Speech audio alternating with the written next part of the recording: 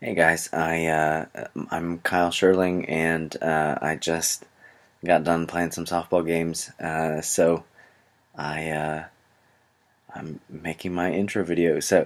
Um, yeah, I feel like I'm in a really exciting time as far as spiritual disciplines go, and kind of understanding those better than I have before. I grew up in a tradition that really emphasized. Um, Faith as opposed to works, but really that kind of got extended into spiritual versus physical.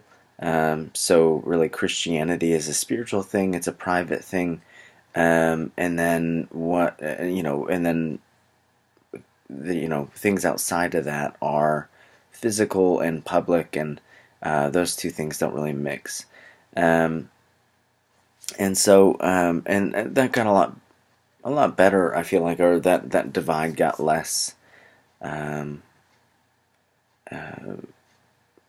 it wasn't so far apart as I got into college, as I started to learn what it meant to follow Jesus, but it was still present, and it was really just over the last year, maybe a little bit more than a year now, when I discovered James K. A. Smith and started reading his books and started to understand how we can use spiritual disciplines and bodily practices to teach our hearts to really love and worship God.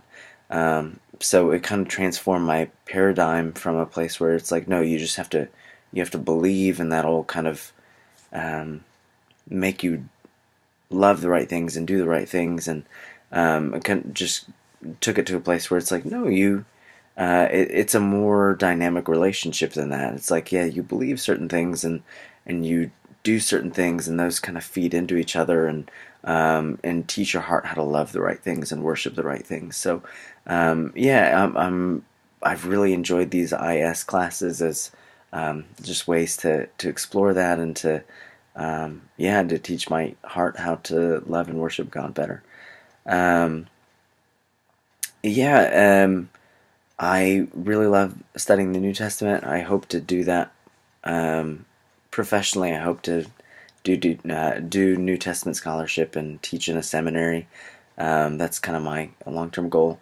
One theological question that I'm struggling with currently is how, or I guess, what does Jesus really mean in Matthew at the beginning of the Sermon on the Mount when he says that he didn't come to abolish the law but fulfill the law, and that anyone who disregards any of the commandments will be called least in the kingdom of heaven, because not a jot or a tittle will pass away until all is fulfilled. So yeah, I'm just kind of struggling with what that really means, and how that kind of fits in um, with what we know about the law and the Christian life in the rest of the New Testament. So yeah, that's me. So I'm looking forward to watching the rest of your videos.